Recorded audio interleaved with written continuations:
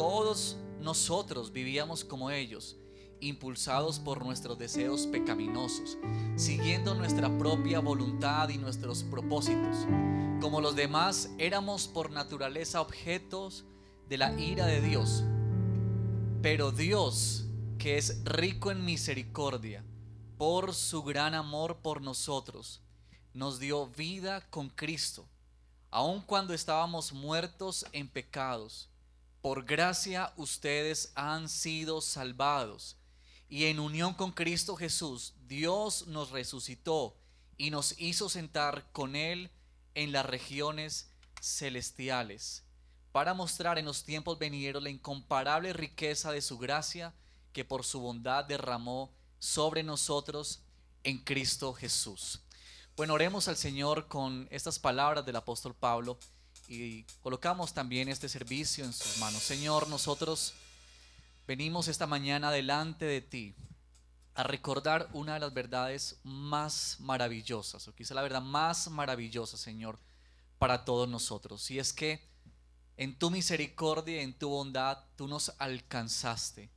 Como el apóstol Pablo lo dice, aun cuando estábamos muertos en nuestros pecados y delitos, tuviste misericordia de nosotros, Señor. Padre, venimos a rendir nuestro corazón en esta mañana. Venimos a reconocer que tú eres nuestro Dios, el Dios de nuestra salvación. Que tú nos has concedido el privilegio, Señor, de que nuestros ojos se hayan abierto a la luz tuya. Que cuando estábamos en la oscuridad y en las tinieblas, tú nos trasladaste al reino de la luz de tu Hijo amado. Qué regalo, qué privilegio, Señor, para nosotros. Por eso hoy queremos bendecirte, por eso queremos en esta mañana centrar toda nuestra atención en ti. Queremos que todo cuanto se haga en esta reunión no tenga otro propósito más sino el de glorificar y exaltar tu nombre. Guíanos, Señor, bendice tu iglesia mientras adoramos y cantamos, y también mientras tu palabra se expone para nuestras vidas, Señor. Te lo pedimos en Cristo Jesús, nuestro Señor. Amén.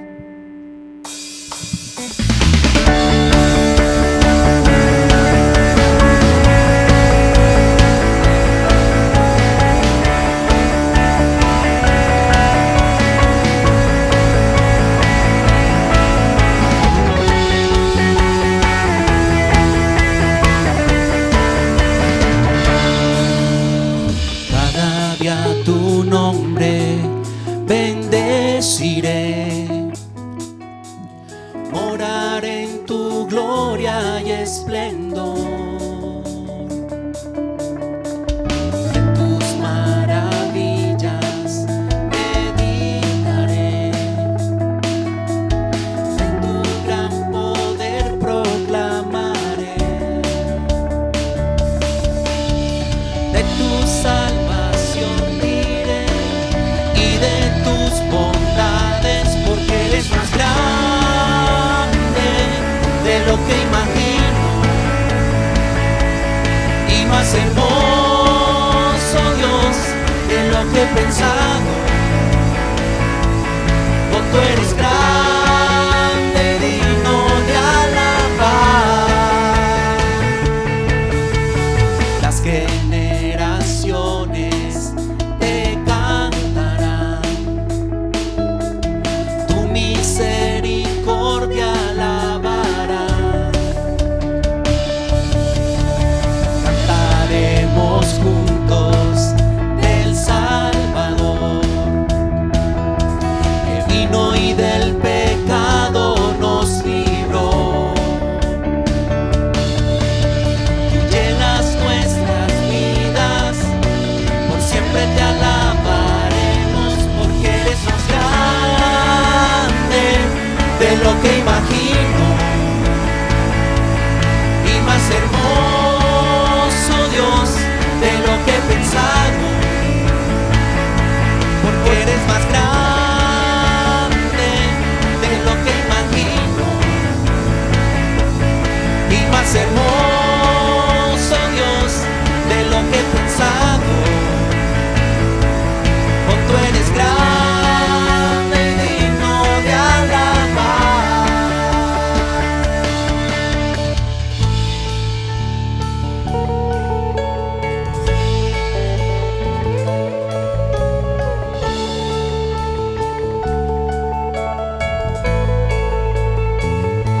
Tú eres grande y digno de ser alabado y de ser glorificado, Señor.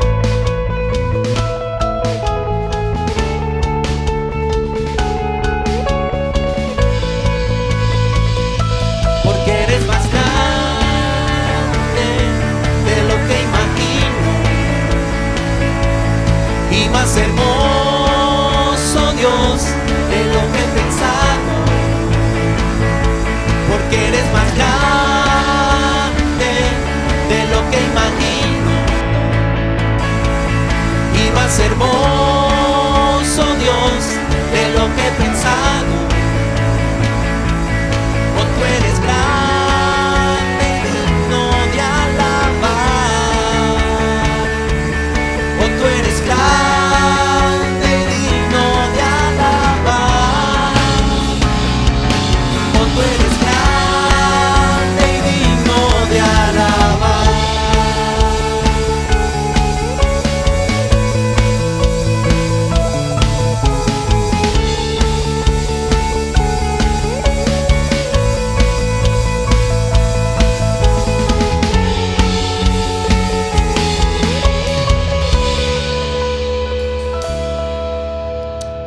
Nos hemos reunido, Señor, en esta mañana para adorarte, para exaltar tu nombre por lo que tú eres, Señor. Tú eres el creador del cielo y de la tierra. Y la tierra, Señor, todas las criaturas te adoran. Y tus hijos en esta mañana nos hemos congregado, Señor, para adorarte. A través de estos cantos reconocemos lo que tú eres, Señor. Y a través de esta canción te decimos que te necesitamos, Señor. En cada momento de nuestra vida, Señor, en todo lo que hacemos, Señor, te necesitamos, Jesús.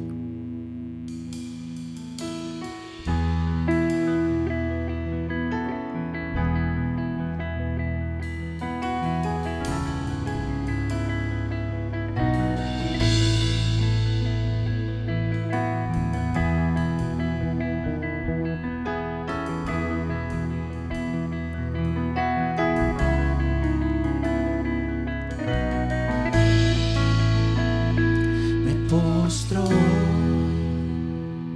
ante ti y puedo allí yo descansar. Sin ti, Señor, deshecho estoy. Mi corazón tú guiarás.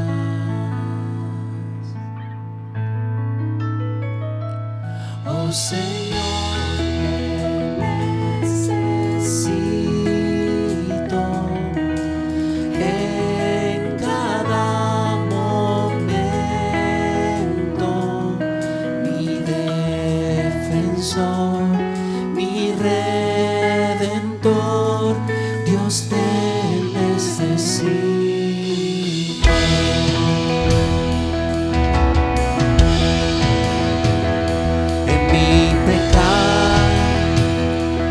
Gracias más, ¿dónde estás tú? Tu gracia está. ¿Y dónde estás? Yo libre soy. Santidad es Cristo en mí. Levanta tu voz y cántalo y díselo a Él.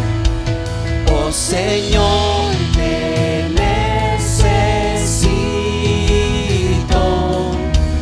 en cada momento.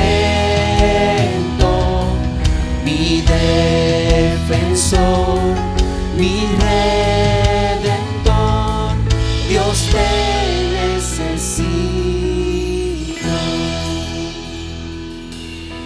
Enséñame a cantarte a ti al venir la tentación. Cuando débil soy, rendirme a ti, mi esperanza y salvación. Enséñame a cantarte a ti al venir la tentación. Todo débil soy, rendirme a ti, mi esperanza y salvación.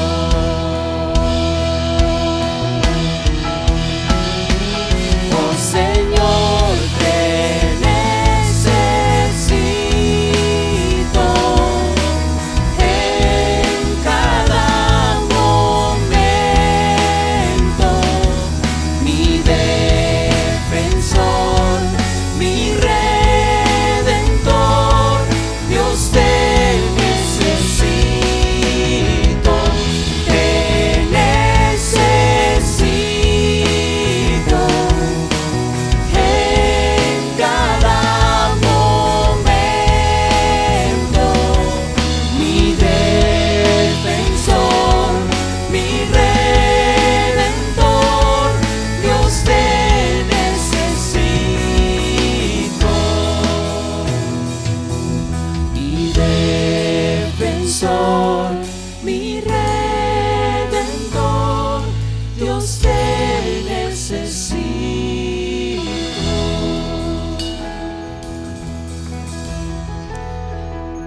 Seguimos leyendo en el capítulo 2 de Efesios y vamos a leer ahora el versículo 8 en adelante. Dice: porque por gracia ustedes han sido salvados mediante la fe.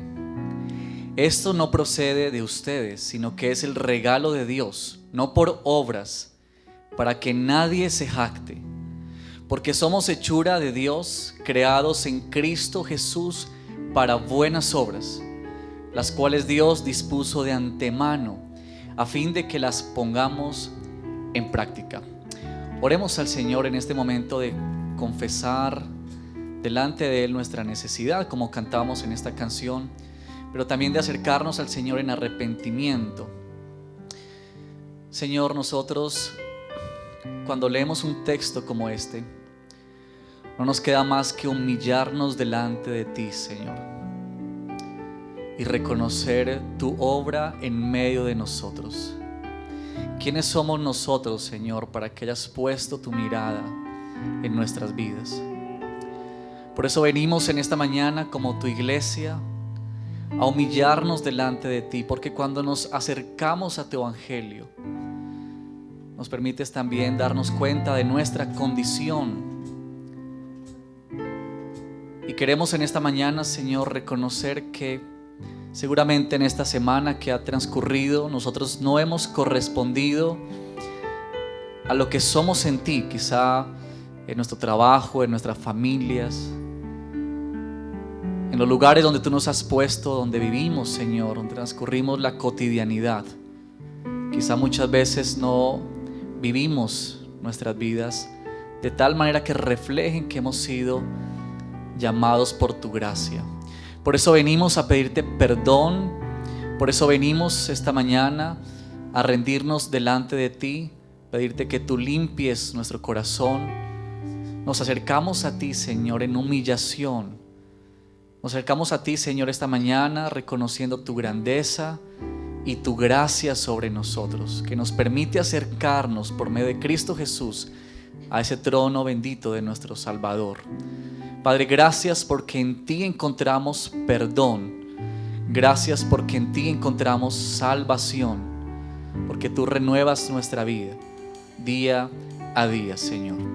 A ti sea la gloria, Padre Santo, en Cristo Jesús, nuestro Señor.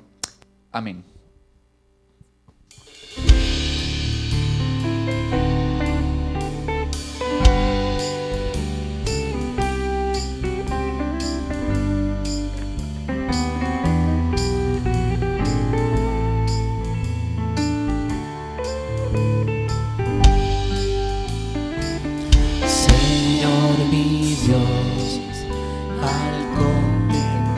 Los cielos, el firmamento y las estrellas al oír tu voz en los potentes truenos y ver brillar el sol en su cenit. corazón entona la canción. Cuán grande es Él, cuán grande es Él. Mi corazón entona la canción. Cuán grande es Él, cuán grande es Él. Recorrer los montes y los valles y ver las bellas flores al pasar.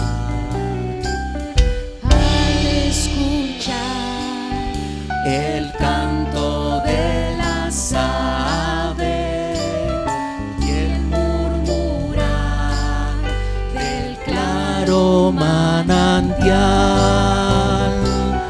mi corazón entona la canción. Cuán grande es Él, cuán grande es Él. Mi corazón entona la canción. Cuán grande es Él, cuán grande es Él. Cuando recuerdo del amor divino que desde el cielo al Salvador envió, aquel Jesús que por salvarme vino y en una cruz sufrió y por mí murió. Levante su voz y cante en la iglesia y diga: mi corazón entona la canción. Cuán grande es Él, cuán grande es Él. Mi corazón entona la canción. Cuán grande es Él, cuán grande es Él. Cantemos este último. Cuando el Señor, cántelo iglesia, digamos, me llame a su presencia, al dulce hogar, al cielo de esplendor. adoraré cantando la grandeza de su poder y su infinito amor. Mi corazón entona la canción. Cuán grande es Él, cuán grande es Él. Mi corazón entona la canción. Cuán grande es Él, cuán grande es Él, cuán grande es Él, cuán grande es Él, cuán grande es Él, cuán grande es Él, cuán grande es Él.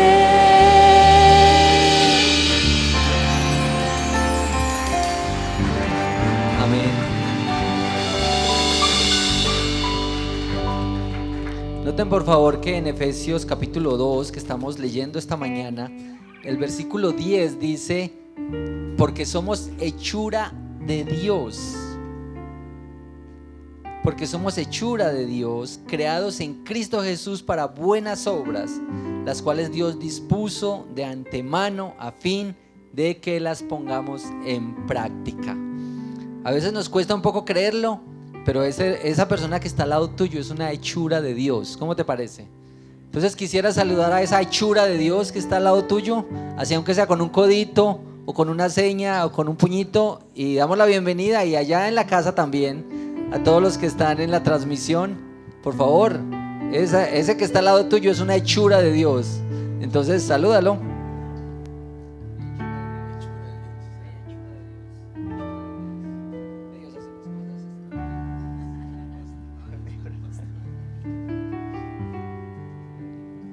Bueno, pueden tomar asiento, por favor, pueden estar cómodos.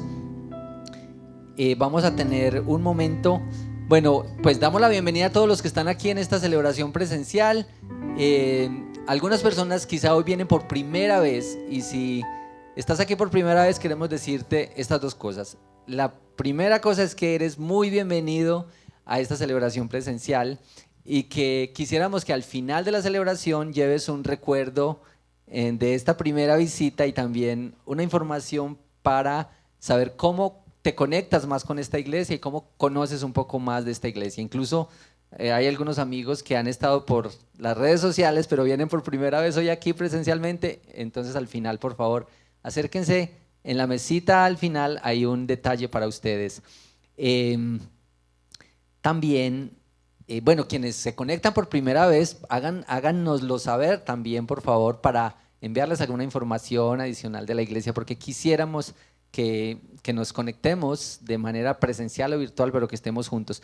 Y por cierto, pues queremos dar las gracias esta mañana. Hoy arrancamos con estas 3 celebraciones de domingo y les contamos que la celebración de las 8 estaba el salón lleno también, con unos hermanos madrugadores. Y vamos a tener, además de esta celebración, la celebración de las 12. Ahí está, 8, 10 y 12. Siempre les recordamos que hagan por favor su registro, porque seguimos con todas las medidas de precaución. Entonces hay un control para el ingreso. Y también si a última hora, por alguna razón, usted no va a asistir a la celebración, le rogamos que entre a la página y cancele su inscripción para que otra persona pueda usar ese cupo. También les rogamos que lleguen por favor antes de la celebración para que podamos empezar a tiempo y estar juntos en el salón para arrancar y que pues no te pierdas ninguna parte de nuestra celebración. ¿Listos? Muy bien, quisiéramos tomar unos minutos para dar gracias al Señor por nuestros diezmos y ofrendas y disponernos para esto. Recuerden por favor que en los asientos está un sobre azul, ustedes pueden depositarlo al final de la celebración, allá hay 2 lugares dispuestos para esto, y también quienes están en la transmisión que pueden hacer sus aportes o sus ofrendas, diezmos para la iglesia a través de la cuenta de Bancolombia. Demos gracias al Señor por este momento y por la provisión, el sustento de nuestro Señor. Así es que por favor acompáñame en esta oración. Dios, estamos tan agradecidos contigo porque tú eres el que nos sostiene, tú eres el que nos provee lo necesario para cada día. Nosotros creemos que tú nos has hecho administradores y mayordomos de las riquezas y de los bienes, y que provees para nosotros el empleo y el sustento, pero que a la vez nos das la oportunidad de participar en el extendimiento de tu reino, en la obra social, en las misiones, y queremos darte gracias por esto. Ayúdanos, oh Señor, a ser responsables y a responder a la iniciativa que tú has tenido para con nosotros, en la generosidad, cuando damos para el bien y para la necesidad de otros. Ayúdanos a recordar, oh Señor, que los recursos que nos entregas son para nuestro provecho y para la ayuda de otros, que no nos convirtamos en esclavos de las riquezas o del dinero, sino que podamos administrarlos con sabiduría y para la gloria tuya. Muchas gracias, oh Señor. Gracias por el sustento y la provisión de cada uno de los hermanos y los amigos. En el nombre de Cristo Jesús. Amén. Amén. Bueno, mis hermanos, muchas gracias. Recuerden este tema de, al final, diezmos y ofrendas. Voy a decir 2 anuncios así muy breves antes de la predicación de la palabra del Señor hoy. El primero es que Pues esta semana tenemos los DBS, ya arrancamos los DBS, así es que si tú no estás en un DBS como asistente, puedes por favor participar. Escríbele a Sebastián, ahí está ese contacto, y si necesitas ser ubicado en uno de los grupos, adelante. Y también quienes son facilitadores, hay muchos facilitadores iniciando su grupo de DBS, queremos dar ánimo, y estos son 9 o 10 semanas que participamos en una reunión corta cada semana donde todos podemos descubrir la Biblia sencillamente. Así es que vamos a mantenernos con mucho ánimo en este tiempo, ya que tenemos acceso libre a la palabra del Señor. Imagínense ustedes esto, qué gran oportunidad, que el Señor nos transforma por medio de ella. Bueno, también pues ya recordamos lo de los cultos, las 3 celebraciones, vamos a seguir así, pues decirles también que vamos a hacer todo lo que sea necesario para que todas las personas de la iglesia que quieren venir presencialmente a las reuniones tengan un espacio para participar, para congregarse de manera presencial. Entonces estamos atentos a cualquier ajuste o nuevas celebraciones, lo que sea necesario lo vamos haciendo de acuerdo a las normas. Bueno, y este anuncio muy importante. Este viernes pasado estuvimos aquí en una reunión con nuestros bachilleres y los papás, y fue un tiempo muy bonito. Muchas gracias a los facilitadores de los bachilleres, que les decimos GIF aquí. Ahí está, pues este es el ministerio. Muchas gracias a los que participan acá. Pero quiero contarles esto muy importante. Este próximo viernes vamos a tener un encuentro con los jóvenes que están en la universidad. Algunos están llegando, otros ya están saliendo. Y hay otras personas, muchas personas de la iglesia, que han vivido su fe estando en la U, y el Señor les ha guardado y les ha permitido participar y aprender tantas cosas.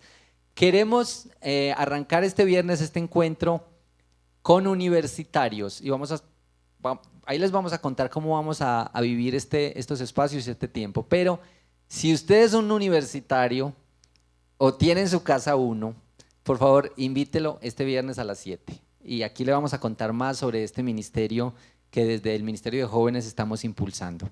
Esto de vivir la fe y la ciencia es inmenso, es una gran oportunidad.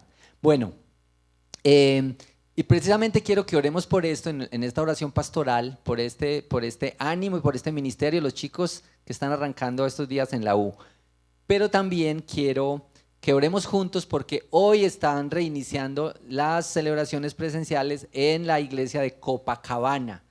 Ya el pastor Marino y su esposa están iniciando hoy con un grupo de hermanos. Ellos están en este nuevo comienzo para ellos en las reuniones presenciales, y nos han pedido especialmente que les contemos a ustedes para que juntos oremos por la iglesia allí. ¿Listos? Entonces, juntémonos en oración por estos 2 motivos. Señor, gracias porque nos permites estar juntos para celebrar tu obra y tu presencia en medio nuestro. También, Señor, queremos darte gracias por todos los chicos de la iglesia que están viviendo este momento clave en su vida de vivir la universidad. Y queremos, oh Señor, con tu poder, con tu gracia y con los recursos que has provisto para nosotros, acompañar a los jóvenes en este momento de su vida, pero también que ellos puedan, allí donde están creciendo y aprendiendo, vivir con profunda convicción el evangelio al que los has llamado. Y queremos, oh Señor, animar este espacio, caminar juntos y vivir así también la iglesia y la comunidad. También, oh Señor, oramos hoy por la iglesia en Copacabana, el redil de Copacabana que está reiniciando. Oramos por sabiduría, fortaleza, recursos, provisión abundante para el pastor Marino y todo su equipo de líderes siervos allí en este lugar. Permite que la iglesia avance, que tu nombre sea proclamado y que las vidas sean transformadas por tu poder y por tu misericordia, Señor. Nosotros oramos así creyendo que tú respondes las oraciones y que tú vas con tu iglesia y caminas con tu iglesia transformándola para tu gloria, Señor. Te damos gracias en el nombre de Cristo Jesús. Amén. Amén. Bueno, los dejo con el pastor Diego en la predicación de la palabra del Señor esta mañana.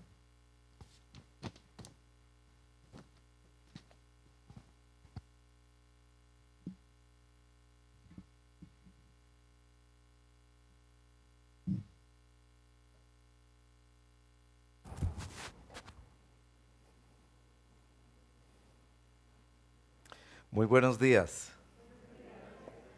Abramos la Biblia, por favor, en Mateo capítulo 25. Estamos haciendo una serie sobre discipulado, ser discípulo, seguidor, aprendiz de Jesús. Y el día de hoy en particular llegamos a este capítulo de Mateo, que era parte de las lecturas de la Biblia en un año que hacemos aquí en la iglesia cada año. Correspondía para el día jueves de la semana pasada. Ayer en el ayuno varios hermanos reflexionaron preciosamente en este capítulo, así que seguimos glorificando al Señor y creciendo en la riqueza de su palabra con esta maravillosa escritura. Mateo capítulo 25, leemos desde el verso 14. Leo para el bien de todos en el nombre del Señor. El reino de los cielos. El reino de los cielos será también como un hombre que, al emprender un viaje, llamó a sus siervos y les encargó sus bienes. A uno le dio 5,000 monedas de oro. Verán quienes muy bien juiciositos tienen su copia de la Biblia en la mano o allí en casa, que ahí aparece una letrita pequeña para indicar que esta expresión de 5,000 monedas de oro es una traducción de lo que originalmente en el texto dice talentos, una medida de peso y de precio, de valor en aquella época. A uno le dio 5,000 monedas de oro, a otro 2,000 y a otro solo 1,000, a cada uno según su capacidad. Luego se fue de viaje.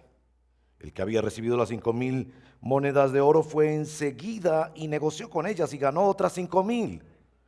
Asimismo, el que recibió 2,000 ganó otras 2,000. Pero, y aquí vienen esos elementos disruptivos de las parábolas de Jesús, debemos estar muy atentos a esos elementos en las historias de Jesús. Pero el que había recibido 1,000 cavó un hoyo en la tierra y escondió el dinero de su señor. Después de mucho tiempo volvió el señor de aquellos siervos y arregló cuentas con ellos. El que había recibido 5,000 monedas llegó con otras 5,000. Señor, dijo, usted me encargó 5,000 monedas de oro. Mire, he ganado otras 5,000. Su señor le respondió, hiciste bien, siervo bueno y fiel. En lo poco has sido fiel, te pondré a cargo de mucho más. Ven a compartir la felicidad de tu señor. Llegó también el que recibió 2,000 monedas. Señor, informó, usted me encargó 2,000 monedas. Mire, he ganado otras 2,000. Su señor le respondió, hiciste bien, siervo bueno y fiel. Has sido fiel en lo poco, te pondré a cargo de mucho más. Ven a compartir la felicidad de tu señor. Después llegó el que había recibido solo 1,000 monedas. Señor, explicó, yo sabía que usted es un hombre duro, que cosecha donde no ha sembrado y recoge donde no ha esparcido. Así que tuve miedo y fui y escondí su dinero en la tierra. Mire, aquí tiene lo que es suyo. Pero su señor le contestó, siervo malo y perezoso. Así que sabías que cosecho donde no he sembrado y recojo donde no he esparcido. Pues debías haber depositado mi dinero en el banco para que a mi regreso lo hubiera recibido con intereses. Quítenle las 1,000 monedas y dénselas al que tiene las 10,000, porque a todo el que tiene se le dará más y tendrá en abundancia, y al que no tiene se le quitará hasta lo que tiene.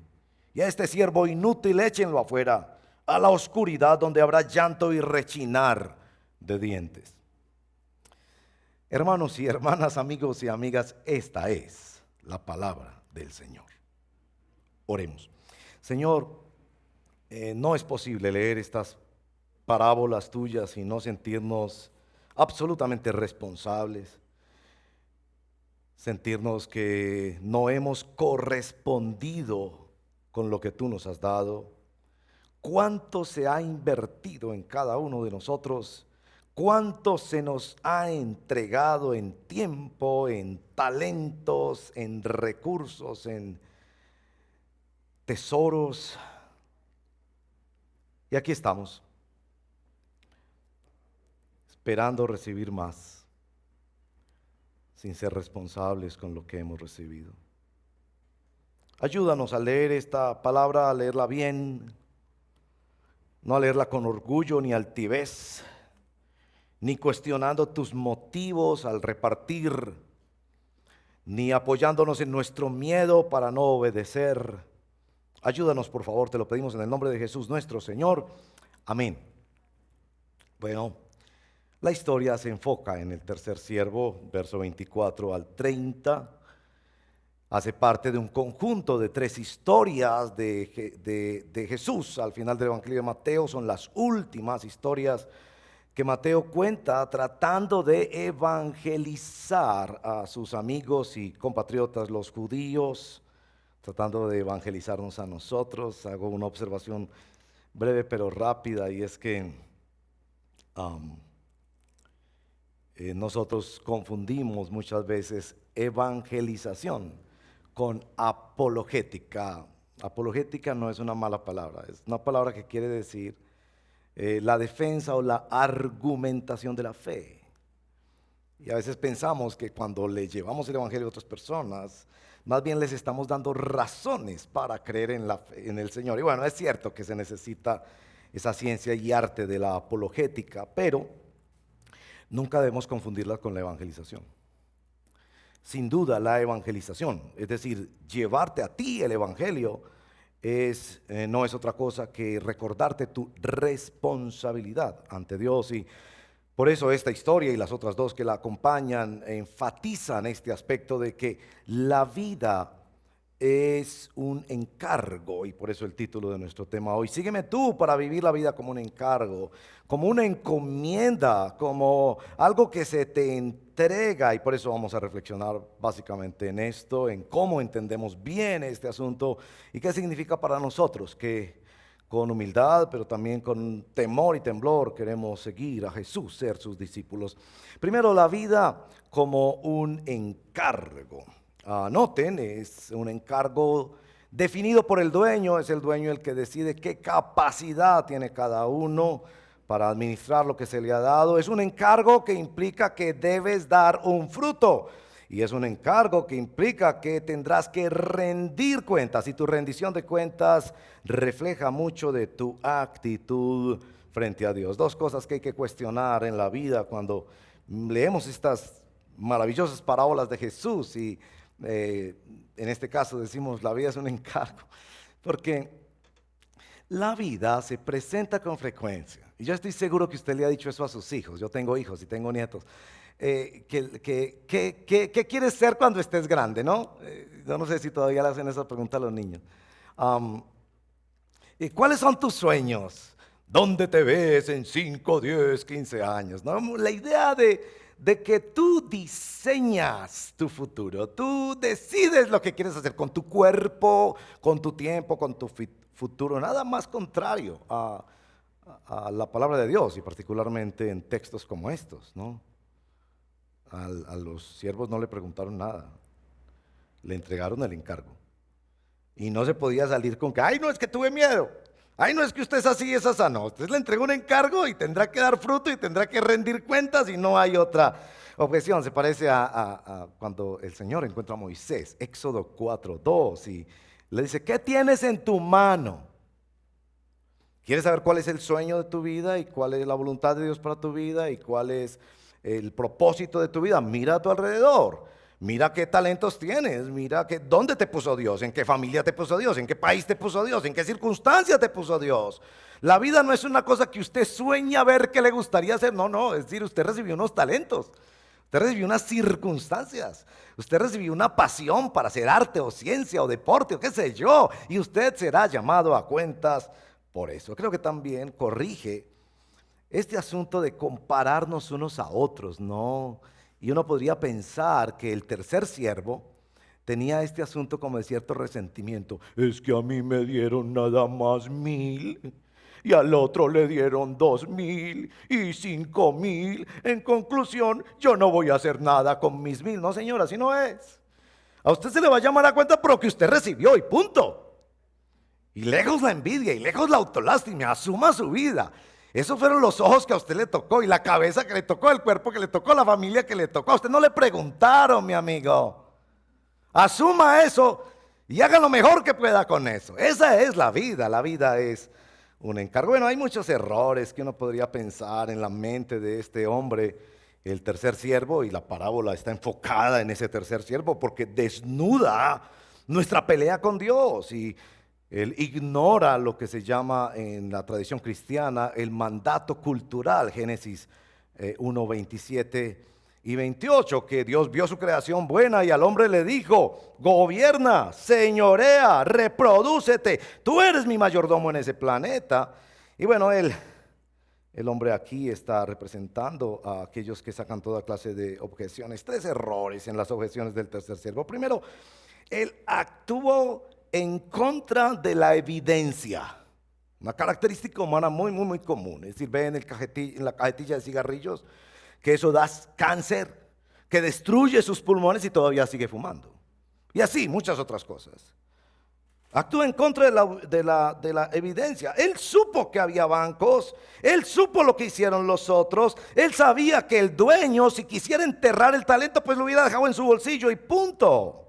Actúa en contra de la evidencia. En segundo lugar, hace una excepción consigo mismo.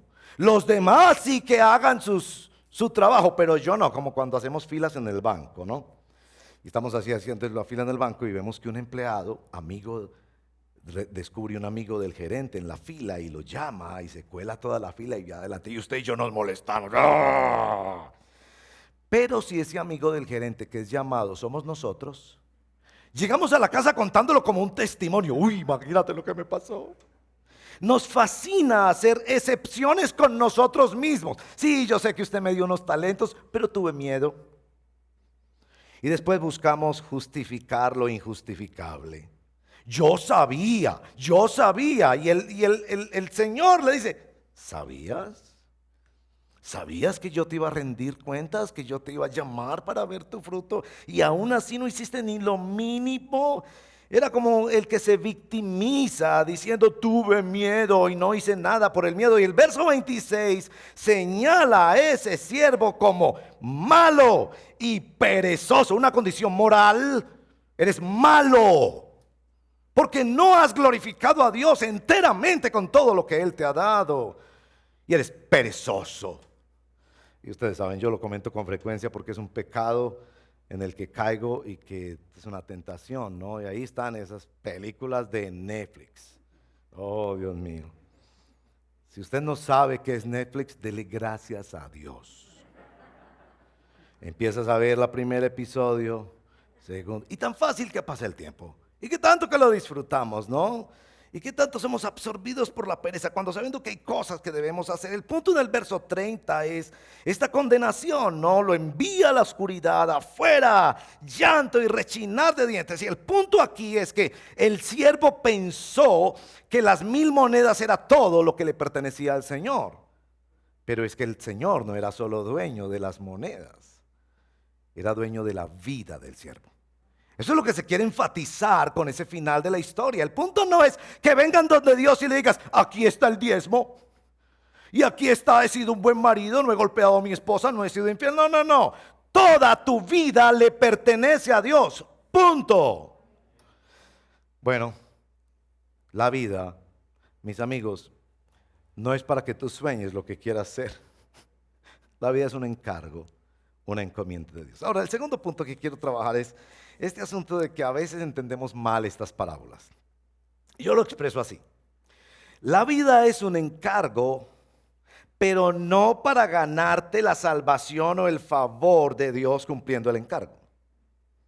Muchas de estas parábolas son mal entendidas Y termina la gente usando estas parábolas para predicar un evangelio religioso, un evangelio de buenas obras, hasta un evangelio financiero. Esas personas nos dicen, mire, ahí está claro, a lo que Dios le interesa es la platica, produzca y dé frutos y gánese la vida y dígale a Dios, aquí está lo que yo hice con mi vida, salvación por obras. Ahora yo quiero mostrarles, y requiero mucho de tu atención para esto, que esta parábola no tiene nada que ver con el evangelio de salvación por obras, que es falso evangelio, y que no se está proponiendo aquí que te ganas la salvación haciendo buenas obras. Quiero probarte eso, ¿ok? Y la prueba mayor que tengo está en el capítulo siguiente, en el capítulo 26, verso 1 al 4. Leamos 1 al 4. Después de exponer todas estas cosas, nos dice Jesús, les dijo a los discípulos, está advirtiendo Jesús, como ya saben, faltan 2 días para la Pascua y el Hijo del Hombre será entregado para que lo crucifiquen. Jesús sabe que estas enseñanzas van a terminar en su muerte. Hágase esa pregunta, ¿por qué? Verso 3.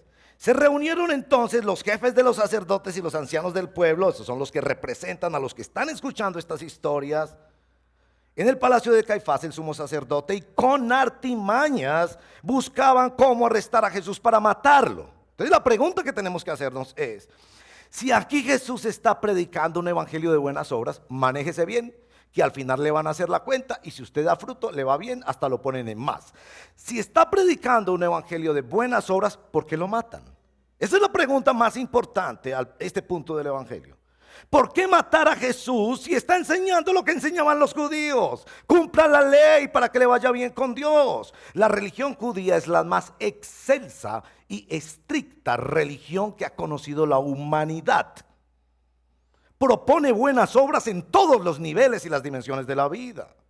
Los judíos, uno esperaría que estarían felices con Jesús. Y dice Jesús, claro, esa es la enseñanza que nosotros decimos en la religión judía. Somos responsables ante Dios. Cumplamos la ley y entonces Dios nos va a premiar. Pero ¿por qué lo matan?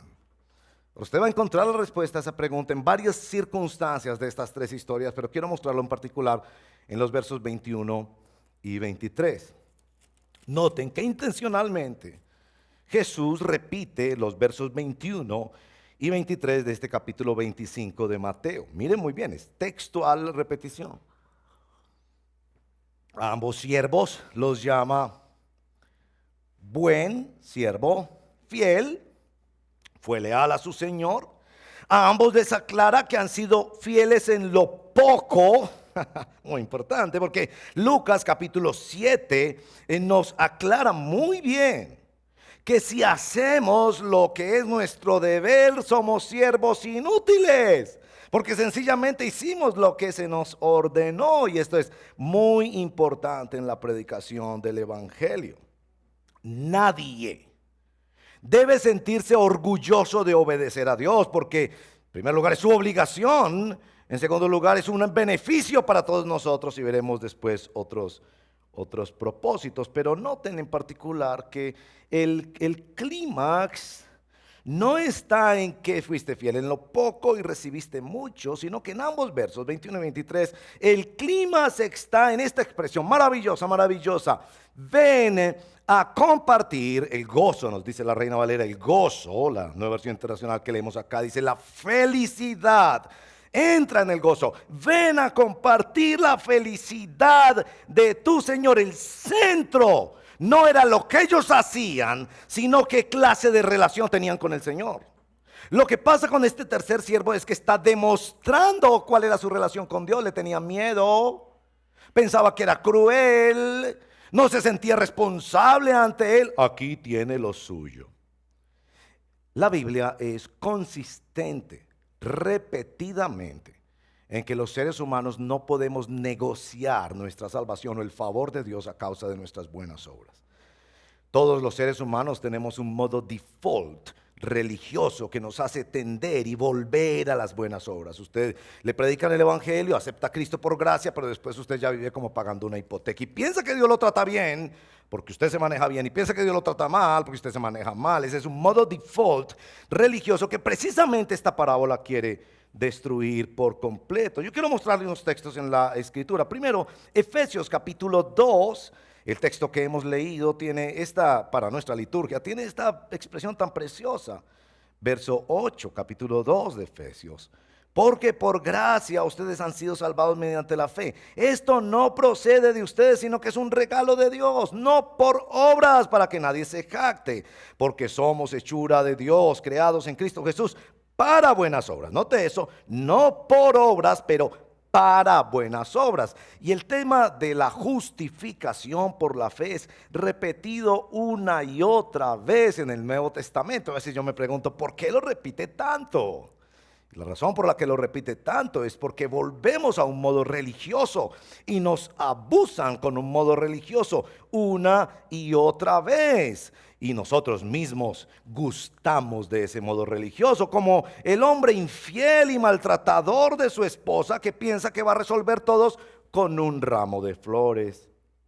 Romanos capítulo 8, capítulo 3, verso 28, porque sostenemos que todos somos justificados por la fe y no por las obras del que la ley exige. Romanos 5:1. En consecuencia, ya que hemos sido justificados mediante la fe, tenemos paz con Dios por medio de nuestro Señor Jesucristo. Gálatas 2:16. Sin embargo, al reconocer que nadie es justificado por las obras que demanda la ley, sino por la fe en Jesucristo, también nosotros hemos puesto nuestra fe en Cristo Jesús para ser justificados por la fe en Él y no por las obras de la ley, porque por estas nadie será justificado. Gálatas capítulo 3, verso 11. Ahora bien, es evidente que por la ley nadie es justificado delante de Dios, porque el justo por la fe vivirá. El punto es este: las buenas obras no son la causa de nuestra salvación, de ser ovejas, de ser aceptados por Dios, de no ir al infierno. Las buenas obras no son una causa, pero escuche bien, las buenas obras son una evidencia. Y aquí es muy importante que usted entienda esto. Usted no va a poder negociar con Dios y pensar que va a escapar de la condenación y del justo juicio y de la ira santa de Dios porque usted se porta bien. Porque si usted hace un balance de su vida, usted se da cuenta que usted no ha cumplido la ley. Ninguno de nosotros ama a Dios sobre todas las cosas. Ninguno de nosotros ama a su prójimo como a sí mismo, que es el resumen de la ley. Todos hemos fallado, todos nos hemos hecho inútiles. Pero las buenas obras sí son una evidencia de si usted ha venido a Cristo Jesús en arrepentimiento y fe, y de si usted sí ya tiene una relación con Dios. Lo que pasa en esta parábola es que es una evidencia de quienes eran los que realmente eran leales, fieles y tenían una relación de salvación con este Señor. Ahora, a mí me encanta aprovechar las predicaciones para enseñar un poquito de doctrina, poco por mi función también, mi responsabilidad de enseñar sana teología. La pregunta de fondo es: ¿por qué Dios le ordena al ser humano hacer buenas obras? La Escritura está plagada de eso. Por todos los lados nos dice que hagamos buenas obras. Porque la misma Biblia se llama la ley de Dios. Porque el creador y dueño del universo nos ordena hacer buenas obras. Bueno, en la teología cristiana esto se ha identificado como las tres funciones de la ley. Yo las pongo con la misma inicial para las palabras, solo para recordarlo, pues esto viene del gran pensador y teólogo suizo francés Juan Calvino.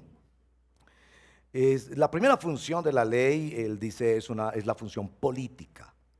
Dios gobierna su creación mediante la ley, leyes naturales, leyes morales.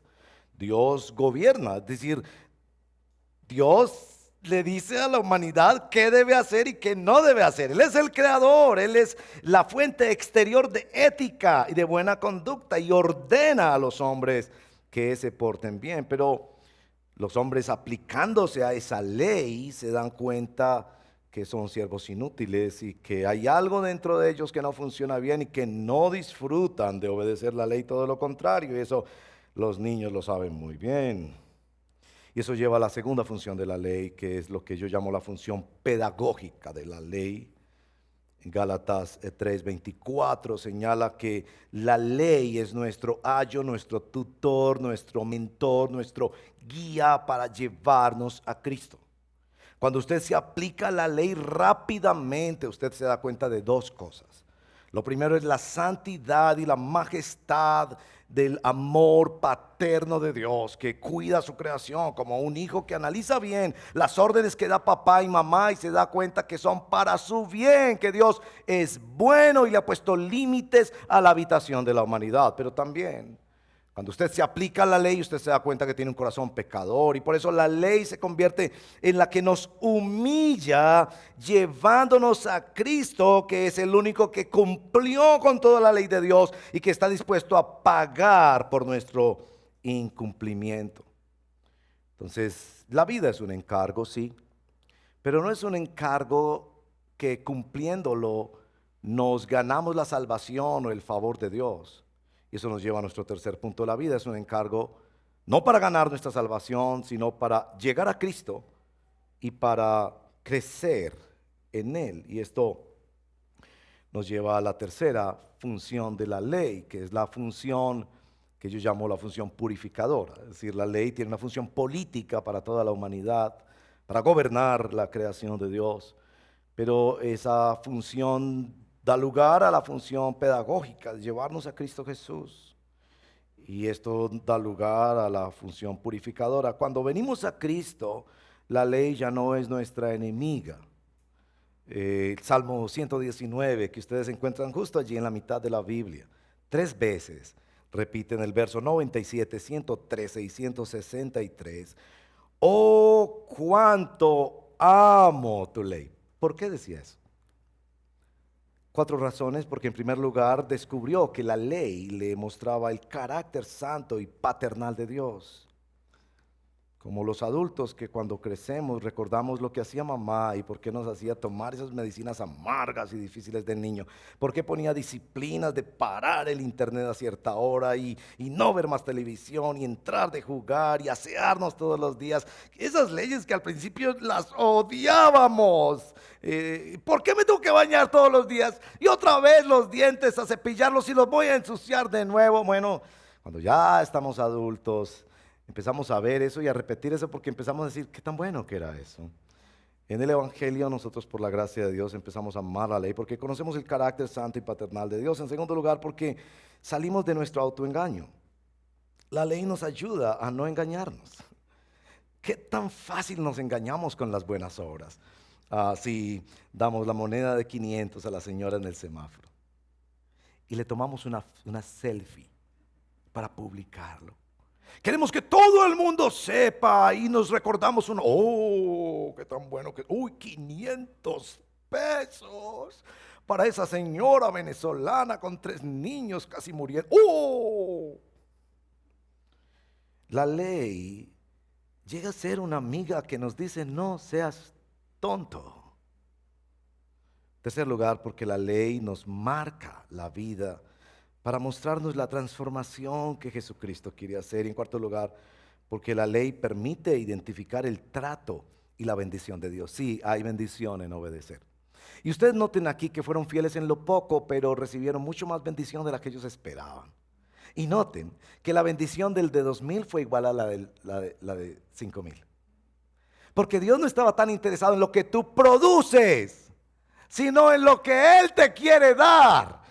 Él quería darle más. Él estaba solo probando su corazón, estaba solo acercándolos a Él en comunión. Y bueno, vamos aprendiendo eso, que la ley nos lleva a la comunión y al gozo con el Señor. Pero quiero subrayar algo ya pensando en terminar, que hay algo muy especial en el capítulo 25 y no quiero pasarlo de alto, y es el asunto de la memoria. Porque el tema de la memoria a mí me encanta, es uno de mis temas favoritos, me encanta leer sobre eso y hablar, discutir sobre el tema de la memoria, porque este pasaje en la tercera historia del capítulo 25, que es la historia de los cabritos y de las ovejas, juicio al final de las naciones, la última enseñanza hacia los judíos de la época de Jesús, antes de la semana de muerte y pasión de Jesús. Esta cosa que es un poquito de sarcasmo, ¿no? Si ustedes notan en la historia, Jesús viene y les dice: vengan benditos de mi Padre, porque tuve hambre, me diste de comer. Bueno, los que no lo hicieron no se acuerdan. Jesús dice: lo hiciste para mí. Y ellos dicen: Señor, cuando te vimos con hambre, cuando te vimos todo eso. Y ese es un sarcasmo. Y Jesús era exquisito en el uso de la sátira y el sarcasmo en una historia. El sarcasmo es el siguiente: pues, ¿cómo lo van a recordar si nunca lo hicieron? Es como el señor que le dice a la hija: mi hija, se me olvidó los amigos con los que yo jugaba fútbol. Y la hija le dice: papá, es que usted nunca ha jugado fútbol. ¿Y cuál es el punto? Es decir, ¿usted qué es lo ¿cuándo te vimos? Pues si nunca lo hicieron. Pero eso conduce precisamente al énfasis de esa historia. Y es: ¿qué pasa con los que sí lo hicieron y lo olvidaron? Como los dos primeros siervos que traen el producto, y ellos no esperan nada más que el Señor reciba el producto, pero se les sorprende que les dan, entra en el gozo, mucho más y todo lo demás. ¿Por qué lo olvidaron? Esa es la pregunta. ¿Por qué olvidaron sus buenas obras? Esa es la pregunta de esa historia de los cabritos. ¿Por qué olvidaron que lo hicieron para Jesús y por qué olvidaron que lo hicieron? Bueno, hay dos respuestas para eso. Mateo 6, verso 3, pasaje anterior a este, otra vez usa la expresión derecha e izquierda. Si recuerdan en nuestra lectura del Sermón de la Montaña, que no sepa tu izquierda lo que hace tu derecha. Bueno, ellos estaban practicando ese principio. El principio de que los seres humanos nos encanta la autojusticia. Nos encanta publicar las cosas que hemos hecho, aún para nosotros mismos, consolarnos y pensar que Dios tiene la obligación de protegernos del coronavirus porque diezmamos. Entonces, la respuesta del Sermón de la Montaña es: que no sepa tu izquierda, no la persona de la izquierda, sino que no sepa tu izquierda, es decir, olvida tus buenas obras. Ellos estaban practicando una función del discipulado, que es: hagamos buenas obras, pero después olvidémonos de nuestras buenas obras. Pero lo más importante conduce a ello, y es que estaban luchando contra su autojusticia. Ese punto es luminoso en este capítulo. Estos siervos, lo mismo que las ovejas que se describen allí, habían descubierto que el camino de la autojusticia, de las buenas obras, no conduce a salvación. Entonces debemos luchar contra eso, porque eso produce orgullo, altivez, demandas hacia Dios. Cambia completamente el concepto que tienes de Dios. Pero lo más importante es que ellos actuaron fluyendo naturalmente en una relación de amor. Como las mamás, que tenemos que recordarles el Día de las Madres. ¿Se dan cuenta? Mamá, yo estuve enfermo. Mamá, usted me ayudó. Y la mamá, es que ella no lo hizo para ganarse el amor del hijo. Él ya no lo hizo para que fuera su hija. Ella lo hizo porque era su hijo. Estas personas ya habían sido llamadas a la gracia de Dios. Ya tenían el evangelio en su corazón. Y eso fluyó de una relación natural de amor hacia Jesucristo. Conclusión: la vida es un encargo. Si usted no es cristiano y no ha rendido su vida a Jesucristo en arrepentimiento y fe, tiemble, porque un día será llamado a cuentas y usted va a tener que dar cuentas por su vida.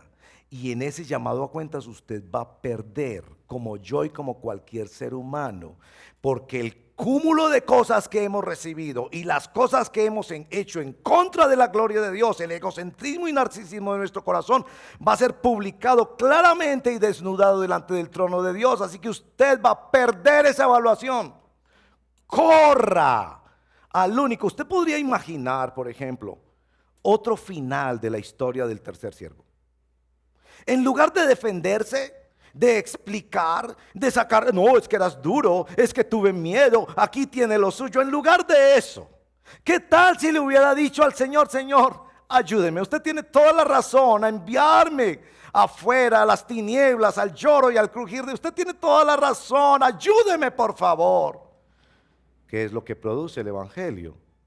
Traernos en arrepentimiento y fe a Cristo Jesús.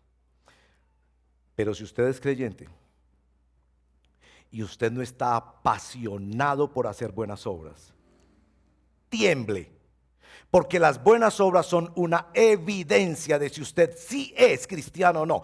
Por sus frutos los conocerás, por tus frutos te conocerás. Si usted define la vida cristiana como sentarse en un auditorio y sentir cosas lindas o recibir milagros, tiemble. Si usted no está apasionado por seguir a Jesús haciendo el bien, tiemble.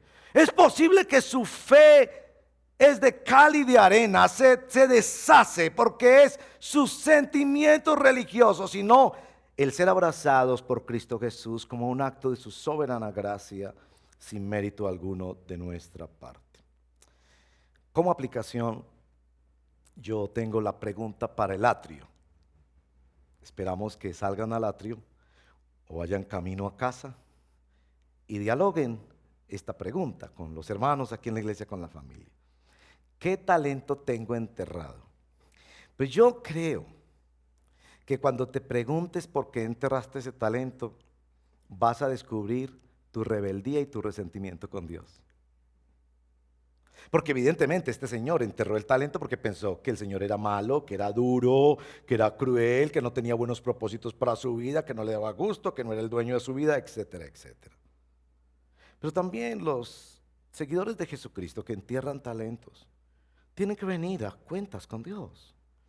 ¿Qué estás haciendo? ¿Tienes un llamado? ¿Tienes unos dones, unos talentos, unos recursos, unas relaciones, unos objetos que Dios te va a llamar a cuentas por eso y tú eres mayordomo de Dios?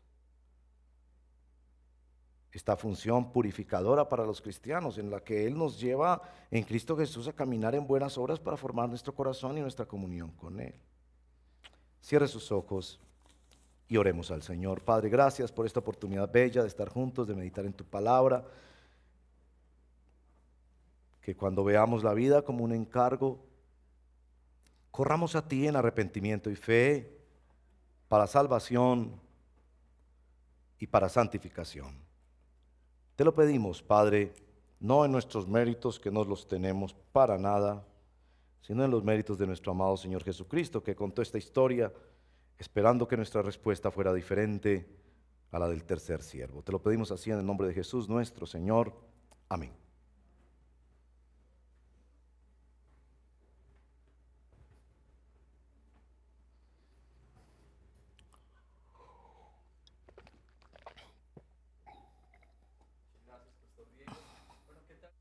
Nos ponemos en pie. Si nos ponemos en pie para terminar este servicio.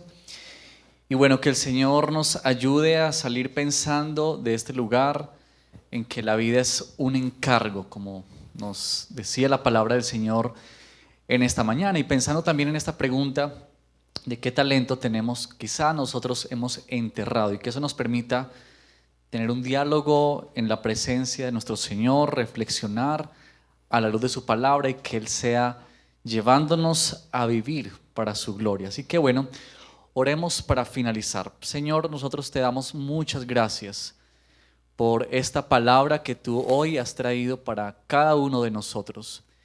Gracias, Señor, porque tú conoces nuestras vidas. Lo más secreto, lo más íntimo lo conoces tú. Y tu palabra viene, Señor, para ponernos delante de aquel que todo lo conoce y llamarnos a una vida que se rinda para glorificarte a ti. Ayúdanos, Padre, a que podamos salir de este lugar viendo la vida como un encargo de parte tuya. Que podamos salir de este lugar con el impulso, Señor, que nos da el Evangelio. Que al vernos como aquellos que han sido redimidos por ti, entonces somos cautivados a vivir para tu gloria, Señor.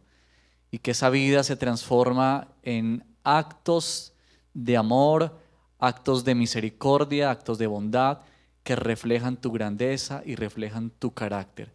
Padre, salimos de este lugar dándote gracias por lo que tú has hecho y por la manera que tú has hablado a nuestros corazones. Llévanos con bien, por favor, a iniciar esta semana. Bendice nuestros trabajos, estudios, familia, todo en cuanto tú nos has puesto a desempeñarnos, y permítenos allí, Padre, por favor, vivir para ti.